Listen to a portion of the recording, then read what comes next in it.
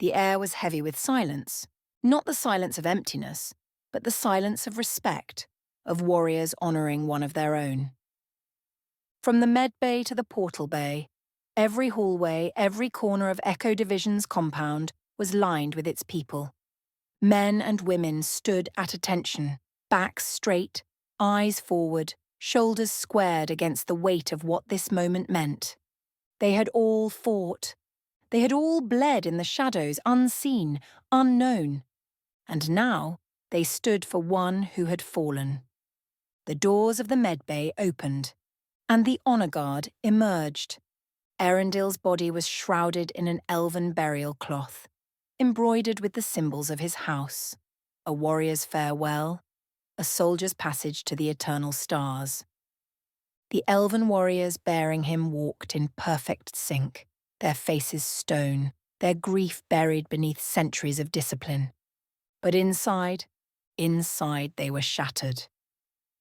At the head of the honour guard, Clora walked in silence, her steps measured, her heart heavy.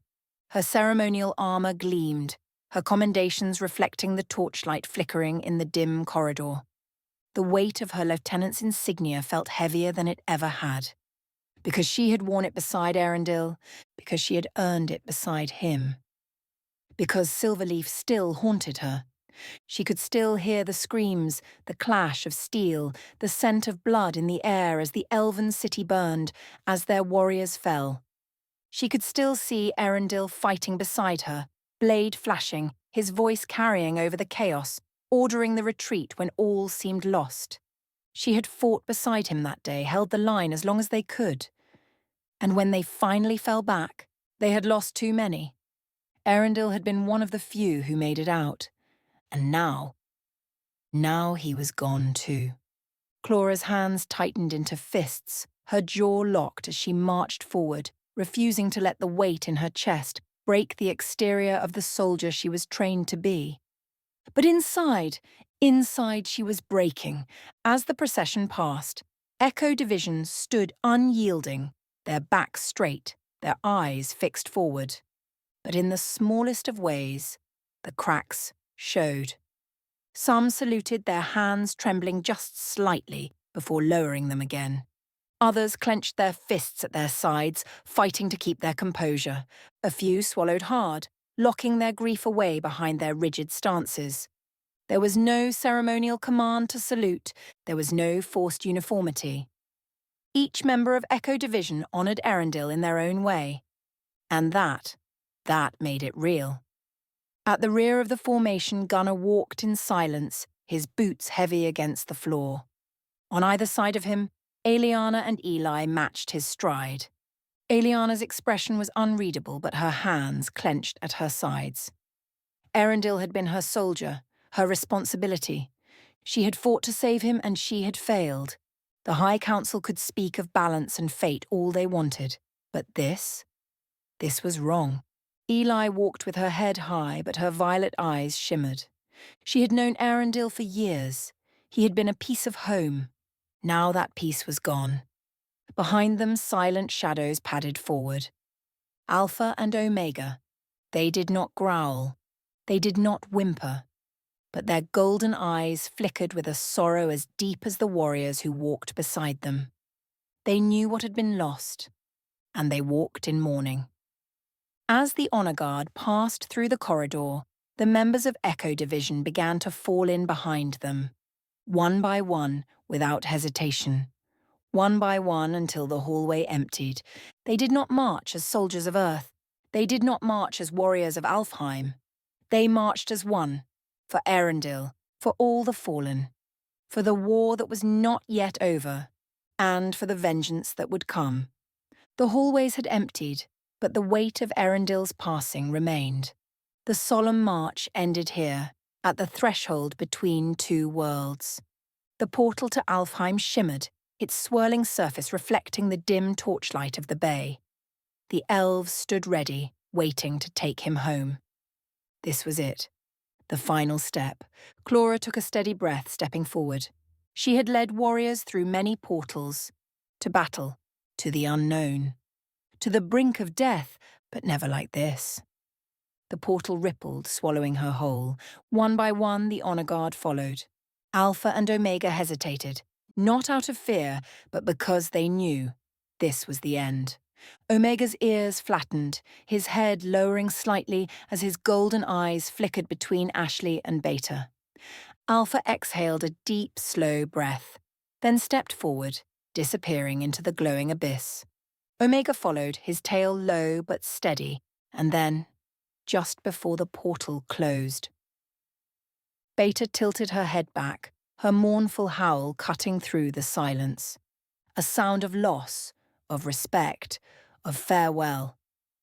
Ashley's hand snapped up in a crisp salute, her posture locked in place, her expression hardened but not unfeeling.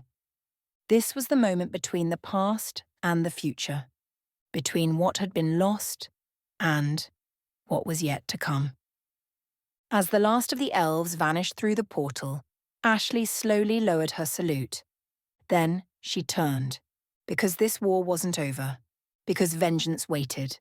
The portal flared open, and the honor guards stepped through one by one. The air was cool, crisp, carrying the distant scent of sacred groves and moonlit waters. The chamber was vast, its high, arched ceilings carved from ancient silverwood, runes glowing softly along the walls. The assembled elves stood in solemn formation, rows of armoured warriors, each bearing the crest of Alfheim's High Guard. And at the forefront, the Elven High Council. They had gathered in full strength, their ornate robes flowing like liquid starlight, their expressions carved from centuries of discipline and expectation. This was not just a passage. This was a reckoning. The sound came. Beta's howl tore through the chamber, her mourning wail carried through the still air, amplified by the lingering echoes of the portal's magic. It cut through armor. It pierced through composure. It was raw, untouched by the polished restraint of elven mourning. It was grief. Pure, untamed, and undeniable. The elves stiffened. Some flinched. Others exhaled sharply, caught off guard by the weight of it. Even the council, so accustomed to control, seemed momentarily shaken. Because in that moment there was no distance between them. No divide between elven tradition and mortal loss. There was only the sound of the fallen being mourned. And it could not be ignored. The portal sealed behind them. Clora stepped forward, her footsteps echoing in the heavy silence that followed. Her armour gleamed in the chamber's soft glow, her commendations polished, her lieutenant's insignia reflecting the weight of her past battles. She walked as one of them. But more than that, she walked as someone who had fought beside Aerendil, as someone who had bled for this realm just as he had. The honor guard followed, their steps precise, reverent, bearing Aerendil's body forward. And the elves, they parted. Not because protocol dictated it, but because warriors make way for their own. At the head of the chamber, the High Guard moved forward, ready to take Aerendil home. But the council did not speak. Not yet, because they were still listening, still hearing Beta's howl echo in their bones. And for the first time in a long time. They were feeling the cost of a war they had not yet chosen to fight. The chamber was silent. The weight of Aerendil's body, of Echo Division's losses, hung heavy in the air. Gunnar stood unmoving, his single blue eye locked on Melorian. At his side, Alpha mirrored him, the massive wolf's fur bristling ever so slightly, his golden eyes fixed on the elven warriors before them. The pack understood loss, and this was their loss too. For a long moment no one spoke. Then Gunnar broke the silence. His voice was low, firm, unwavering. "We lost good people because you waited." A ripple went through the gathered elves. Not a single one moved. The High Council's faces remained still, unreadable as ever. But the warriors, the ones who had fought, who had bled, they felt it. They knew it was true. Alpha let out a slow, quiet huff, his ears twitching, his stance tense but controlled. Gunnar didn't wait for a response, didn't care for whatever justifications or excuses might come. He turned, walking toward the portal, his steps steady, unhurried. Alpha followed, his movements a mirror of Gunnar's own. When they reached the portal, the operator hesitated. Not long, just for a second. As if the weight of the moment itself made them pause, as if they understood that something had shifted here. Then, without a word, the portal flared open. Gunnar didn't look back. He stepped through, Alpha right beside him, leaving Alfheim to deal with the cost of their hesitation. The portal flared open, and Gunnar stepped through. Ashley and Beta stood at their post, guarding the bay as the elves completed their rites on the other side. The moment Ashley saw him, she knew.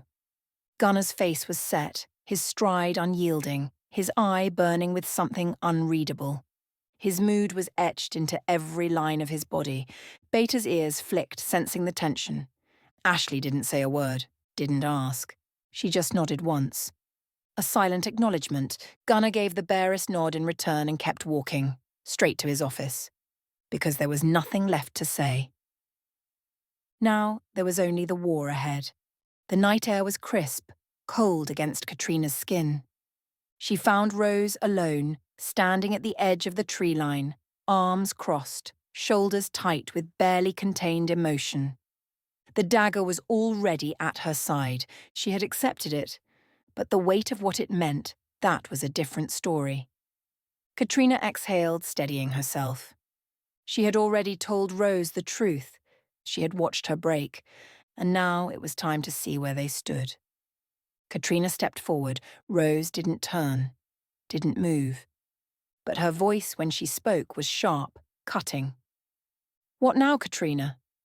Katrina clenched her jaw. "You tell me." Rose let out a bitter laugh. "I don't know what the hell I'm supposed to do with this."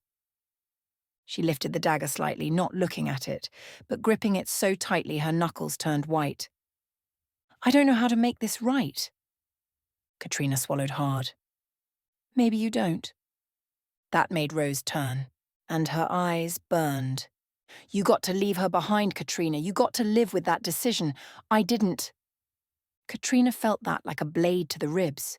Because Rose wasn't angry at her for leaving. She was angry because she didn't get the choice. "You would have stayed."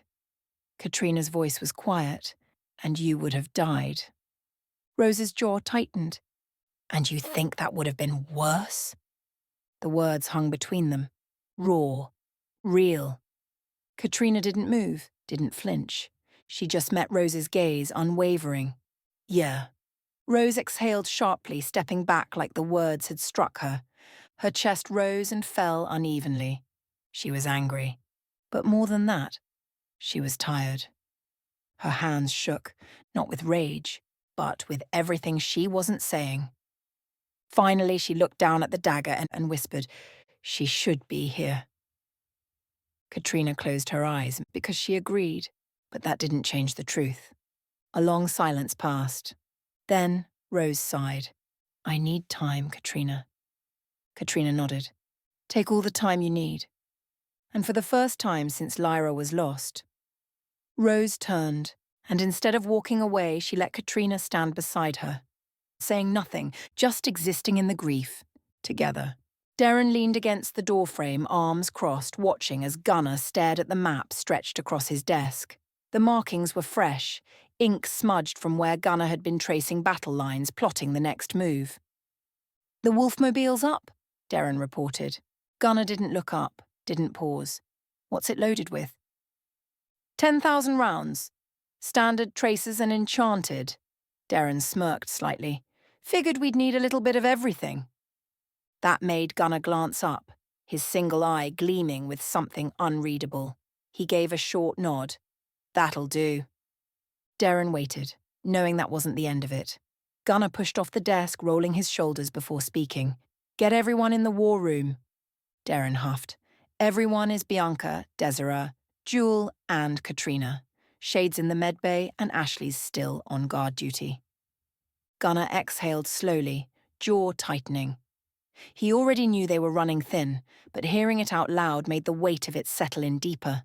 Too many pieces were off the board, too many injuries, too many missing. But they weren't done. Not yet. Get Rose and her crew as well, Gunnar added. Darren raised a brow. You sure? They're not exactly team players. Gunnar shot him a look. They don't have to be. They just have to be ready to fight. Darren gave a short nod. All right. I'll round 'em up. Without another word, he turned and left, leaving Gunnar alone with the weight of the coming war. The war room was tense, the air thick with exhaustion and unspoken frustration. The team had taken losses. They weren't about to take more. Gunnar stood at the head of the table, one hand braced against its surface, his cybernetic fingers drumming slowly, methodically. His eyes scanned the gathered operatives, the few who were left. Darren, Bianca, Katrina, Rose, Desera, Jewel, Caleb, Argos, and Evelyn. It wasn't enough. Not nearly. Ashley was still on guard duty. Eli and Clora were in Alfheim. Shade was in the med bay. Too many missing. Too many dead. But they would make do, because they had no other choice. Gunnar's voice cut through the silence like a blade. Start from the top. What did we face? What went wrong? What can we use? His gaze landed first on Katrina and Bianca. Katrina leaned forward, resting her elbows on the table. The biggest problem wasn't the standard troops. Her violet eyes were sharp, calculating. It was the Black Dawn's enhanced warrior. Gunnar's expression didn't change, but the room stilled. Bianca exhaled, shaking her head. Not just enhanced, she said. This guy was a monster. Took all three of us, me, Katrina, and Lyra, to take him down. And when you say enhanced, you mean? Gunnar prompted, his voice low, steady. Katrina's jaw tightened. Stronger, faster, more durable, like he wasn't human anymore. She hesitated. Because I'm not sure he was. Bianca nodded. I've fought enhanced before. This was different. It was like he was made for war. Like they built him to withstand anything. Darren let out a low whistle. Sounds like a real joy. Was there anything specific? Gunnar asked. Anything you noticed about how he moved? How he fought? Bianca was the first to respond. His healing was off the charts.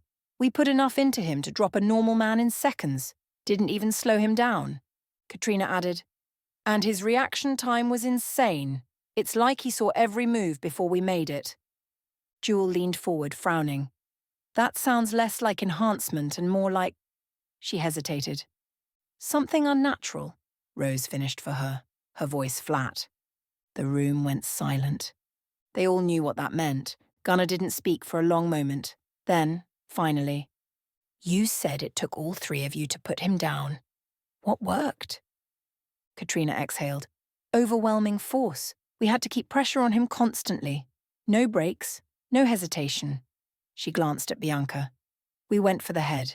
He still got up. Bianca scowled. We burned him. That slowed him. And Lyra... She paused, jaw clenching, before continuing. Lyra drove a blade through his heart. That finally dropped him. Rose's fingers curled into fists. The mention of Lyra was still too raw. Gunnar gave a slow nod, absorbing everything. So, we need more fire, more precision, and more ways to put these bastards down for good. No one argued. Darren, who had been quietly thinking, suddenly straightened. Hey, Bianca, have you cleaned your axe yet? Bianca's eyes narrowed. She folded her arms. Why? You think I don't take care of my gear? Darren smirked. Oh, absolutely not. I just think maybe for once your bad habits might actually be useful. She frowned. What the hell are you getting at? Darren turned toward Gunnar, gesturing toward Bianca. If she hasn't cleaned it yet, that means we still have his blood. Jewel's eyes widened slightly. That's genius. Bianca blinked, glancing down at her axe, realization dawning. You want to analyze it? Darren grinned. Ding, ding, ding. Give the woman a prize. Bianca huffed, but there was a flicker of interest in her gaze. Darren leaned forward, smirk widening. Think about it. If we can figure out what's in his blood, we might be able to reverse engineer their enhancements. Or at the very least, figure out what the hell we're actually up against. Katrina tilted her head. And the only one who can do that is Eli, Gunnar finished. Everyone nodded. Bianca rolled her eyes but relented. Fine, I'll get it to her when she's back. Darren grinned. See? I do have good ideas sometimes, Bianca muttered under her breath. Even a broken clock's right twice a day. Gunnar finally turned to Katrina. The fortress. What's the status? Katrina ran a hand through her hair. We planted the charges, but we had to exfil fast. We have no confirmation it actually went down. Desiree, listening closely, spoke up. You're saying it might still be operational? Katrina nodded. We hit it hard, but we were running. No way to be sure. Gunnar's face was unreadable. Then we assume it's still standing. Silence stretched. Then Gunnar spoke. We're running thin, but we still have work to do. He met each of their gazes one by one. Darren and Bianca. When Eli gets back, you get her that axe. If there's anything in that blood we can use, I want to know about it. Jewel and Evelyn. See if magic can counter whatever they're using. Find a weakness. Finally, Gunnar looked at Bianca. Next time we fight one of these things, we go in prepared. Bianca nodded. Damn right we do. Gunnar straightened. Meeting dismissed. As the team filed out, Darren nudged Bianca. See, that wasn't so bad. Bianca smacked him upside the head. Darren just laughed. The briefing was over. Most of the team was already filing out, heading to prep their gear, rest, or prepare for whatever came next. But Gunnar didn't move, and neither did Rose and her crew. The silence stretched for a moment. Gunnar leaned forward, placing both hands flat on the table.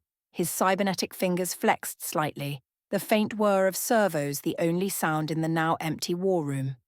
He studied them. Rose, Caleb, Argos, and Evelyn. They weren't Echo Division. Not yet. He didn't know them, didn't trust them. But that didn't matter. He needed them ready. You're staying? It wasn't a question. Rose didn't look surprised. She crossed her arms but nodded once. She expected this. Caleb exhaled slowly, arms resting on the back of his chair, expression unreadable. Argos frowned, already not liking where this was going.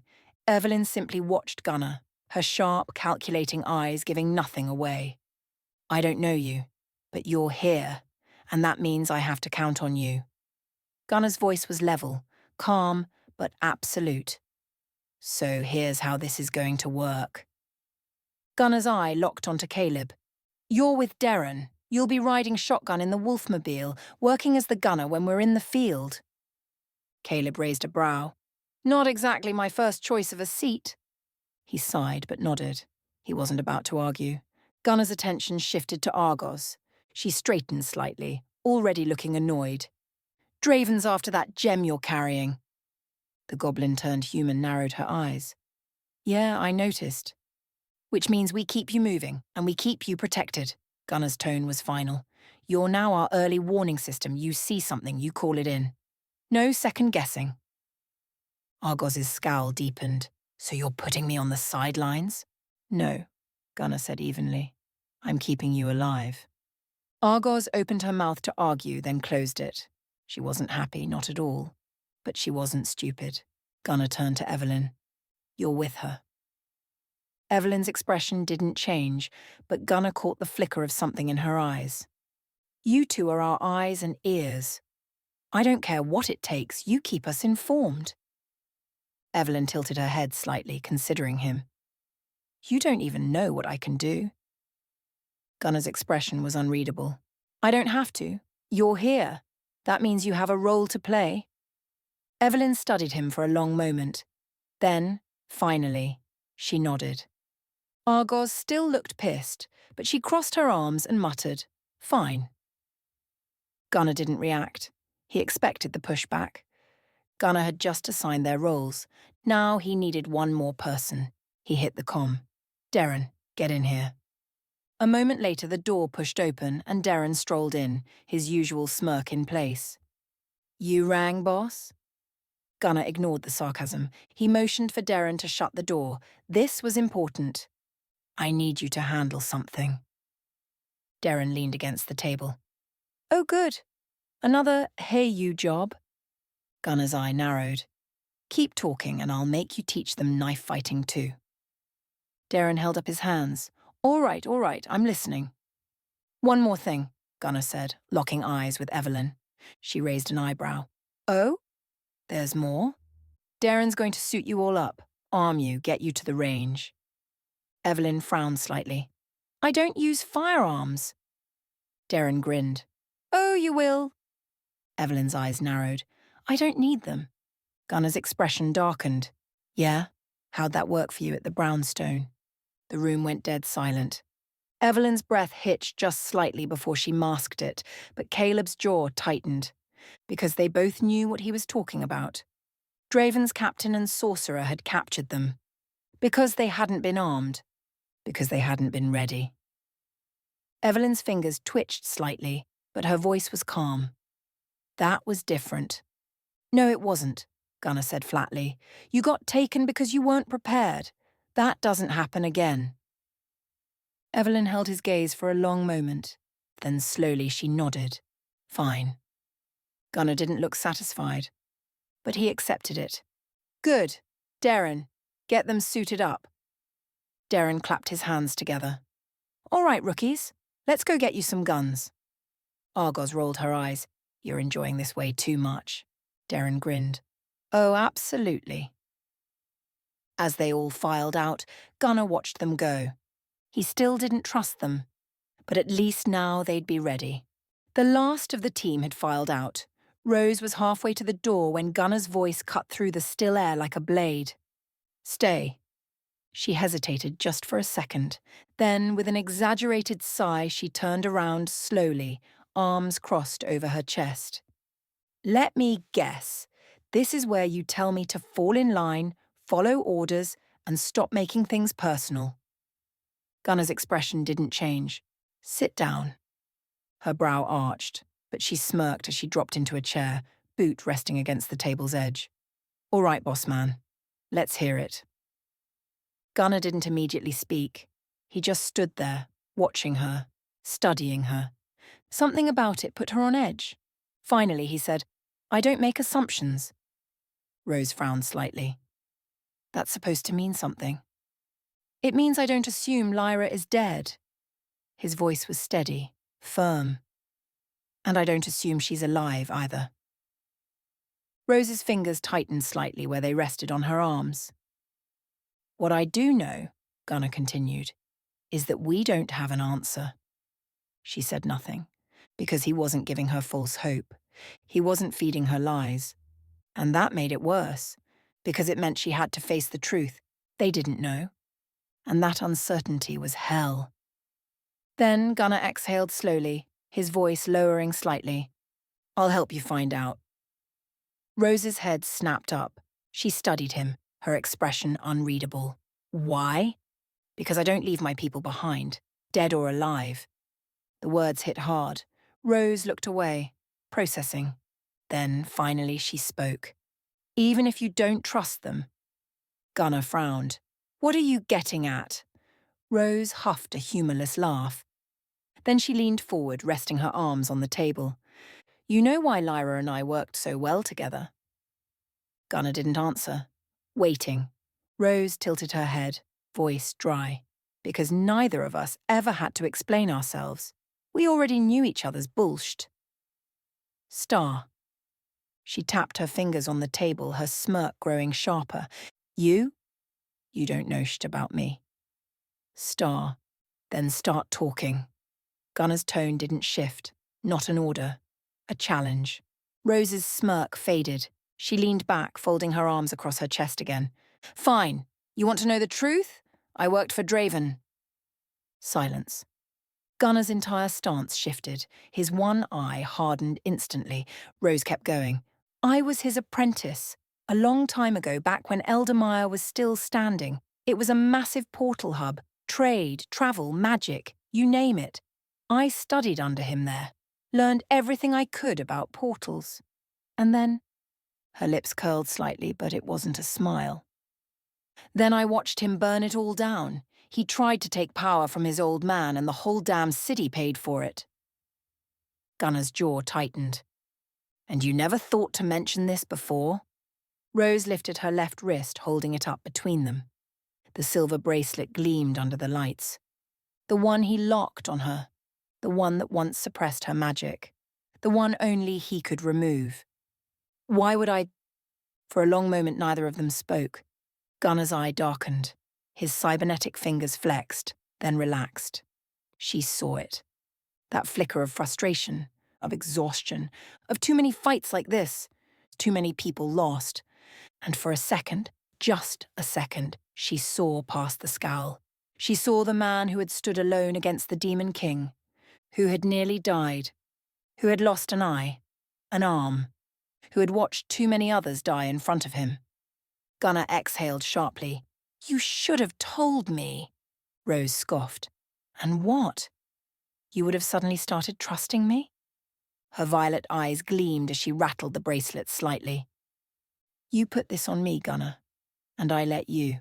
So don't stand there and act surprised that I kept secrets too. Gunner's jaw tensed. She wasn't wrong, and that pissed him off even more. Rose rolled her shoulders, done with this part of the conversation. Look, we can sit here all night and have a trust exercise, or we can do something useful. Gunner crossed his arms. Like what?